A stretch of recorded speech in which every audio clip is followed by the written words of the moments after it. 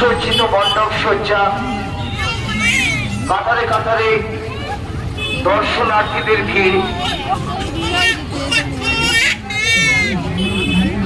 আরো সকলকে মুখরিত করে তুলেছে। আসুন আজ আমরা সকলে মিলে ঐক্যবদ্ধ হয়ে হাতে হাত রেখে কাঁধে কাঁধ মিলিয়ে প্রতিজ্ঞাবদ্ধ হই আমরা এই মহান গণযজ্ঞে সকলে মিলে একসাথে চলি, সপরিবারের সবান্ধবে আসুন জন্মাষ্টমী, ভগবান শ্রীকৃষ্ণের জন্মাষ্টমী উৎসব ও মেলার আনন্দ উপভোগ করি।